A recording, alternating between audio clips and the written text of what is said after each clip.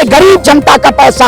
आपने अभी एक कुछ वीडियो देखी होगी, जिस तरीके से गेमिंग में घपलेबाजी के जरिए इलेक्ट्रल बॉन्ड को पैसा और भारतीय जनता पार्टी को फायदा पहुंचाया जा रहा है। देश के आम जनमानस को कहीं ना कहीं क्षति पहुंचाई जा रही है। देश के युवा गरीब परेशान हैं और देश की पार्टी भारतीय जनता पार्टी मालामाल है। भाई बैसाखी पे सरकार आ गई, बैसाखी पे सरकार आ गई तो उन तंत्रों का, जिन तंत्रों का दुरुपयोग कर रही थी, उन तंत्रों का दुरुपयोग नहीं कर रही है, क्योंकि अब बीजेपी के नेता उनसे सम्मिलित हैं। न ईडी की बात करेंगे, न सीबीआई की बात करेंगे, न किसी भी इलेक्ट्रल बॉन्ड का बहुत बड़ा साजिश और बहुत बड़ा षड्यंत्र भारतीय जनता पार्टी ने किया। नेता सच्चाई की आवाज उठाता है तब बेड़ियों और जंजीरों में बांध दिया जाता है, जेल की सलाखों में डाल दिया जाता है। लेकिन जब भारतीय जनता पार्टी के नेता उस भ्रष्टाचार में सम्मिलित होते हैं तब ये सरकार गूंगी बहरी अंधी हो जाती है। भाजपा चली गई तेल लेने, भाजपा तेल लेने चली गई। कौन सा तेल? कड़वा तेल, क्योंकि हरियाणा के लोग लठ में डंडा में तेल लगा रहे हैं। निर्मला सीतारमण पर कई तरह के गंभीर आरोप इससे पहले भी लग चुके हैं। कभी प्याज वाला मामला तो कभी लहसुन वाले मामलों को लेकर के सुर्खियों में आते हैं, लेकिन अब उन पर जो है सुप्रीम कोर्ट समेत जो कई ऐसे बड़े कोर्ट जो है संज्ञान लेने की बातें कह रहे हैं। बेंगलुरु कोर्ट तो एफआईआर के आदेश दे चुके हैं। इसी पर चर्चा करने के लिए सरवन जी मौजूद है। पांडे जी, बहुत बहुत स्वागत है। सवाल यही है, एफआईआर दर्ज हो गई है, उसके बाद भी न तो इस्तीफा हो रहा, न ही गिरफ्तारी हो रही है। देखिए, भारतीय जनता पार्टी के जितने नेता हैं वो सब आरोपी हैं, लेकिन भारतीय जनता पार्टी उनको संरक्षण देने का काम कर रही है। इलेक्ट्रल बॉन्ड के घोटाले में निर्मला सीतारमण पे सवालिया उठ रहे हैं, लगातार सवाल उठ रहा है, लेकिन भारतीय जनता पार्टी है, भारतीय जनता पार्टी के कोई शीर्ष के नेता अभी तक कोई बयान नहीं दे रहे हैं। क्यों बयान नहीं दे रहे हैं? क्योंकि ये लोग जिस गाय के नाम पे राजनीति करते हैं, उसी गाय की कंपनियों से, बीफ की कंपनियों से ये चंदा लेते हैं इलेक्ट्रल बॉन्ड के जरिए। इस देश में चुनावी जिस तरीके से भारतीय जनता पार्टी इस देश की जनता को कहीं ना कहीं ठगने और लूटने का काम किया है। मैं पूछना चाहता हूं देश के प्रधानमंत्री से, आप बताइए क्या इस देश की जनता के साथ आपने अन्याय नहीं किया? आप बताइए कौन है बुझ कौन? क्यों आप जिस तरीके से सेबी के द्वारा उस घोटाले की जांच होनी चाहिए, stock exchange board of India, आखिर क्या बताइए, इस पर संज्ञान नहीं लेना चाहिए, तुरंत बर्खास्तगी करनी चाहिए। काफी गंभीर लगा है, बिल्कुल का पैसा ऐंठने का, बिल्कुल बहुत सारे ऐसे आरोप हैं। इलेक्ट्रल बॉन्ड के नाम पे तमाम देश का पैसा, गरीब आम जनमानस का पैसा। अब बताइए, राहुल गांधी जी लगातार इस बात को उठा रहे हैं, लगातार मुद्दे को उठा रहे हैं। कांग्रेस पार्टी इस देश की एक ऐसी पार्टी है जो लगातार भारतीय जनता पार्टी से सवाल कर रही है, वित्त मंत्री से सवाल कर रही है, लेकिन मजाल है कोई जवाब दे दे। कोई बीजेपी का नारे, कितने आरोपी हैं आप? आरोपों की झड़िया देखिएगा बीजेपी में। तमाम ऐसे नेता हैं जो भ्रष्ट हैं, लेकिन बीजेपी भ्रष्टाचारियों के साथ है। ये तो आए थे भ्रष्टाचार खत्म करने, ये सबसे देश के भ्रष्टाचारी पार्टी हो गई है। इनके नेता अगर आज जांच शुरू हो जाए तो बीजेपी के 80% नेता जेल की सलाखों के सुप्रीम कोर्ट के वकील और वरिष्ठ कांग्रेस नेता लगातार जो है इस पर प्रेस कॉन्फ्रेंस करे, मनोज सिंह जी, और कह रहे हैं जब तक इस्तीफा नहीं होगा तब तक सही जांच से नहीं होगा। बिल्कुल कह रहे हैं इस्तीफा उनको, क्योंकि देश के साथ उन्होंने गद्दारी की है, इस्तीफा होना चाहिए। और लगातार आपने देखा होगा, चाहे यूथ कांग्रेस की बात करें, चाहे कांग्रेस के तमाम संगठन निर्मला सीतारमण के घर के बाहर प्रदर्शन कर रहे हैं, लगातार देश से आवाज उठ रही है, लेकिन देश के प्रधानमंत्री कान में रुई डाले हुए हैं। क्योंकि देश के प्रधानमंत्री, आपने देखा होगा, देश के प्रधानमंत्री ने उन तमाम मुद्दों को दबाने का काम किया। इस प्रधानमंत्री ने देश के किसानों को रोकने का काम किया। आप बताइए, जिसने जलवायु के मुद्दों पे लगातार प्रदर्शन करने का काम किया, लगातार जो प्रधानमंत्री ने, चाहे लद्दाख के वायदे की बात हो, चाहे मणिपुर की बात हो, चाहे देश के अहम मुद्दों की बात हो, प्रधानमंत्री नहीं बात करना चाहते। प्रधानमंत्री चले जाते हैं, झारखंड चुनाव है, जम्मू में चुनाव है, हरियाणा में। एफआईआर होने के बावजूद भी गिरफ्तारी से कौन रोक रहा है? नहीं भाई, कौन? बीजेपी के कितना बड़ा षड्यंत्र है। आखिर आपने देखा होगा, बृजभूषण शरण सिंह के ऊपर पास्को एक्ट का मुकदमा था, एफआईआर था, आरोपी थे, लेकिन गिरफ्तारी नहीं हुई। भाजपा इस समय में लोगों को कहीं ना कहीं संरक्षण देने का काम कर रही है और ऐसे लोगों को बचाने का काम कर रही है, लेकिन विपक्ष के नेता राहुल गांधी लगातार मुखर होके और लगातार भारतीय जनता पार्टी के नेताओं के खिलाफ आवाज उठाने का काम कर रहे हैं। और सवाल यह खड़ा होता है निर्मला सीतारमण पे, आप बताइए इतना चंदा चोरी का कहीं ना कहीं मुद्दा दबाने का प्रयास किया जाए। आप बताइए ये कौन लोग हैं जो पूंजीपतियों को फायदा पहुंचा रहे हैं, देश के गरीब जनता का पैसा। आपने अभी एक कुछ वीडियो देखी होगी जिस तरीके से गेमिंग में घपलेबाजी के जरिए इलेक्ट्रल बॉन्ड को पैसा और भारतीय जनता पार्टी को फायदा पहुंचाया जा रहा है। देश के आम जनमानस को कहीं ना कहीं क्षति पहुंचाई जा रही है। देश के युवा गरीब परेशान हैं और देश की पार्टी भारतीय जनता पार्टी मालामाल है। ये लोग कहते थे हम गरीबी खत्म करेंगे। मोदी जी ने कहा था मैं तो फकीर हूं। अरे देश का प्रधानमंत्री फकीर नहीं, देश का प्रधानमंत्री कायर है। ऐसा प्रधानमंत्री कौन होगा जो जब दिल्ली की दलहीत पे आके कोई भी खड़ा होता है तो दिल्ली की दलहीत पे लाठी और डंडों से बारिश कराई जाती है। मैं पूछना चाहता हूं, नहीं बताएगी ये सरकार। जयराम रमेश कह रहे हैं जो सीबीआई और ईडी कहां है, क्यों नहीं छापा मारे, क्यों नहीं उनके संपत्ति जब्त कर रहे हैं? अरे भाई बैसाखी पे सरकार आ गई, बैसाखी पे सरकार आ गई तो उन तंत्रों का, जिन तंत्रों का दुरुपयोग कर रही थी, उन तंत्रों का दुरुपयोग नहीं कर रही है क्योंकि अब बीजेपी के नेता उनसे सम्मिलित हैं। न ईडी की बात करेंगे, न सीबीआई की बात करेंगे, न किसी भी इलेक्ट्रल बॉन्ड का बहुत बड़ा साजिश और बहुत बड़ा षड्यंत्र भारतीय जनता पार्टी ने किया, लेकिन इन्होंने आज तक जांच नहीं की। ये जांच का मुद्दा है और जांच होनी चाहिए। निर्मला सीतारमण इस्तीफा दें वरना प्रधानमंत्री कार्यालय सेवा लोक कल्याण मार्ग हम घेरने का काम करेंगे और प्रधानमंत्री से सवाल पूछने का काम करेंगे। प्रधानमंत्री भ्रष्टाचार मिटाएंगे। एडीआर की रिपोर्ट बताती है कि कितने भ्रष्टाचारी हैं भारतीय जनता पार्टी में, सबसे ज्यादा भ्रष्टाचारी हैं और इन भ्रष्टाचारियों को जेल की सलाखों के पीछे इनके ऊपर नकेल क्यों नहीं कसी जा रही है?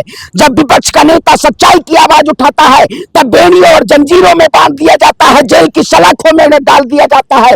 लेकिन जब भारतीय जनता पार्टी के नेता उस भ्रष्टाचार में सम्मिलित होते हैं तब ये सरकार गूंगी बहरी अंधी हो जाती है। अब तो पैजामा पांव में पहन लिया है, पांव में पैजाब पहन लिया है इस पार्टी ने कि अगर हमारे नेता होंगे तो हम मुजरा नहीं करेंगे। मोदी जी तो कहते हैं सबसे ईमानदार पार्टी हमारी पार्टी है, सबसे ईमानदार नेता हमारे पार्टी में है। अरे ईमानदार अगर नेता इनकी पार्टी में होते तो आज बताइए हरियाणा में बीजेपी के नेता कांग्रेस में क्यों ज्वाइन किए होते?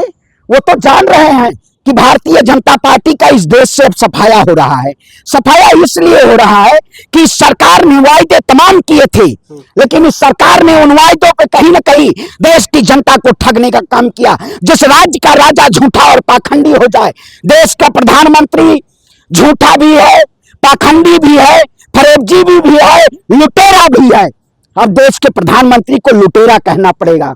जिस तरीके से गजनी ने, समझ रहे हैं, मोहम्मद गजनवी ने जिस तरीके से इस देश को लूटा था, उसी तरीके से इन काले अंग्रेजों ने इस देश को लूटने का काम किया।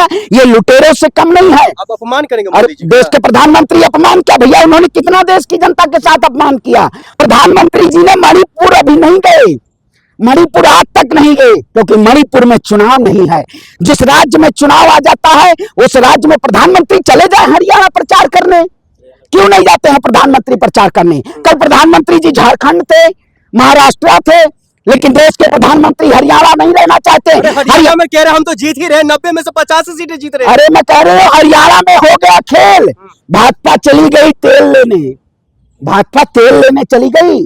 कौन सा तेल? कड़ुआ तेल, क्योंकि हरियाणा के लोग लठ में डंडा में तेल लगा रहे हैं कि भारतीय जनता पार्टी को लठ लेके खरीदने का काम करेंगे। अरे हरियाणा की जनता प्रधानमंत्री मोदी जी के दिल में बसते हैं। मनोहर लाल खट्टर लगातार जनता के बीच में जाते हैं, नयाब सिंह सैनी जनता के लिए सोच रहे हैं। अरे अगर इतना ही विकास किए होते मनोहर लाल खट्टर तो मनोहर लाल खट्टर पे चुनाव लड़ लेते।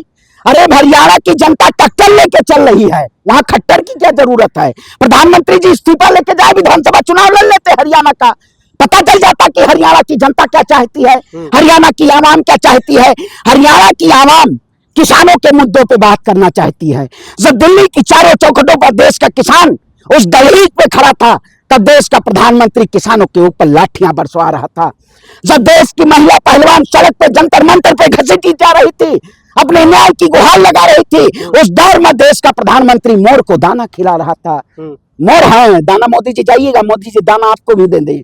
आज तो पत्रकारों को दाना दिया जा रहा है, एक दाना फेंको और उसी खबर पे महिमा मंडल गिद्ध पत्रकारिता करने का काम करना। भूषण सिंह कहते तमाम जो कामकाज हुआ था दिल्ली के जंतर मंतर वो नाटक था। अरे मैं कहता हूँ प्रचार क्यों नहीं गए? ये माइक मीडिया बात करने से नहीं, बोल दिए जाइए प्रचार करने हरियाणा में, क्यों नहीं गए? योगी आदित्यनाथ को भेजा जा रहा है, राजनाथ सिंह को भेजा जा रहा है, ये अमित शाह तड़ी पार नहीं गए हरियाणा। अरे उनको जाने की जरूरत अरे नहीं नहीं, पड़ी, वो तो जीत रहे हैं ना। मैं कहता हूं इस देश का प्रधानमंत्री लुटेरा है। अब अपमान अगर करेंगे मोदी देश का? के प्रधानमंत्री भाजपा अब देश का प्रधानमंत्री का अपमान अरे भैया, करेंगे? देश के गरीबों देश के प्रधानमंत्री का अपमान देश के करेंगे? गरीबों का पैसा कौन लूटा? किसने लूटा? हाँ, इलेक्ट्रल बॉन्ड के जरिए देश के गरीबों का पैसा कौन लूटा? किसानों का हक कौन लूटा? कांग्रेस पार्टी ने नहीं लिया इलेक्ट्रोल बॉन्ड देखिए पैसा। कांग्रेस पार्टी, धंधा दो में कांग्रेस पार्टी ने पैसा लिया कि नहीं अरे लिया? भैया आप जाके देखिए, और भी पार्टी लिए कि नहीं सुनिए, लिया? आप समाजवादी पार्टी पैसा लिया आप कि नहीं लिया? अरे मैं कहता हूँ आप नहीं लिया। बेटा उठाइए। जो जितने बड़े पार्टी है सबने लिया पैसा। जो लोग धर्म के नाम पे आए थे, उन्होंने धर्म के नाम पे गाय को धंधा बनाने का काम किया। आप बताइए, बीफ की बात करें, जिस तरीके से बीफ एक्सपोर्ट में उत्तर प्रदेश की बात करें, ये लोग कहते थे मैं राम राज्य की परिकल्पना करता हूं। अरे राम राज्य के परिदृश्य में इन्होंने ठगने का काम किया। बीजेपी में नमामि गंगे के नाम पे, धर्म के नाम पे सबसे बड़ा घोटाला भारतीय जनता पार्टी। श्रवण पांडे जी साफ साफ ये बता दीजिए, हरियाणा में क्यों नहीं भारतीय जनता पार्टी आएगी? युवाओं को 2 लाख युवाओं को डायरेक्ट भर्ती की बातें कर रहे हैं। 2 करोड़ भर्ती की बात अरे 2 करोड़ रोजगार कहाँ गया? मोईजी करते रहिए, मोईजी 2 करोड़ रोजगार कहाँ गया? अरे भाई आज सारे सेक्टर में वैकेंसियां, चाहे एफएमसीजी सेक्टर की बात करें, चाहे टेलीकॉम सेक्टर की बात करें, चाहे आईटी सेक्टर की बात करें, किसी भी ऑटोमोबाइल सेक्टर की बात करें, भारत में जितनी एमएनसी कंपनी अपना इन्वेस्ट की हुई थी, वो सारी कंपनियां भारत से पलायन करके अपने देश जा चुकी हैं। देश के प्रधानमंत्री योगी झोला पैक कर रहे हैं, क्योंकि लगातार उनका दौरा अमेरिका में हो रहा है। वो अमेरिका के निवासी हो जाएंगे। देश की जनता से उनको मतलब नहीं है। देश के प्रधानमंत्री को अगर जनता से मतलब होता तो किसानों पे लाठियां नहीं बरसाई होती। जब देश का युवा रोजगार मांग रहा था, तब देश का कायर प्रधानमंत्री युवाओं के ऊपर लाठियां बरसा रहा था। मैं कहता हूं, खुली चुनौती देता हूं, वो भारतीय जनता पार्टी हो या देश के प्रधानमंत्री हो, देश की जनता ने आपको सत्ता से बेदखल करने का कहीं न कहीं मूड बना लिया है। हरियाणा में राहुल गांधी जी का जनसैलाब चल रहा है, और ये जैसी भारतीय जनता पार्टी जिस तरीके से हरियाणा के लोगों के साथ छलावा किया है, 36 कौम हरियाणा में राहुल गांधी के साथ कदम से कदम मिला के आपने उस यात्रा का। हरियाणा के कुरुक्षेत्र में मोदी जी जाते हैं और युवाओं की बात, किसानों की बात कर रहे हैं। मैं कहता हूं रात में उल्लू को नहीं दिखाई देता, कुछ जैसे लोग मोदी मीडिया पत्रकारों को नहीं दिखाई देता। भीड़ नहीं देखी है, लोग घरों की छतों पे खड़े थे, लोग फ्लाईओवर के पुलों पे खड़े थे, लोग गाड़ी से निकल के खड़े थे और कह रहे थे कौन बोल रहा है, वो सुन रहे थे। इस देश की आवाज, इस देश के न्याय की आवाज, गरीब वंचित शोषित की आवाज राहुल गांधी बोल रहे हैं। लोग ध्यान लगा के सुन रहे थे, लेकिन आप लोग तो गोबर को। मोदी जी के दिल में तमाम देश के जनता बस रहे हैं, तमाम महिलाएं उनकी माता है, युवा उनके भाई है। अगर मोदी जी के दिल में देश का युवा बस रहा होता तो मोदी जी के लिए 240 सीट पे उनको रोकने का काम नहीं किया होता। अरे सत्ता में तो है ना। अरे सत्ता में बस मैं कहता हूँ, मतलब 2 पैर आपके पास है, एक पैर कट गया, कह रहे हैं एक बैसाखी लेके चल रहा हूँ, एक पैर तो बचा है। शर्म करो, हैं? शर्म करो। देश के प्रधानमंत्री विकलांगता के स्तर पार कर चुके हैं। शर्म करो आप लोग। मोदी जी है, भरोसा रखिए ना। देखिए मोदी है तो इस देश में महंगाई मुमकिन है, मोदी है तो इस देश में बेरोजगारी मुमकिन है, मोदी है तो इस देश में बलात्कार मुमकिन है, मोदी है तो इस देश में भ्रष्टाचार मुमकिन है। मोदी जैसा प्रधानमंत्री आज तक आजादी के 77 साल में कोई नहीं आया। ये बात तो 75 की काम करते हैं, लेकिन एक भारतीय जनता पार्टी के लोग 75 काम दिखा दे। ये कहते थे बहुत हुए महंगाई की मार, अब की बार मोईजी सरकार। अरे कहाँ है मोईजी सरकार? कहाँ सोई है मोईजी सरकार? कहाँ रो रही है मोईजी सरकार? अरे नहीं चाहिए मोईजी सरकार। हरियाणा में पूर्ण रूप से और जम्मू कश्मीर में तो सफाया हो रहा है।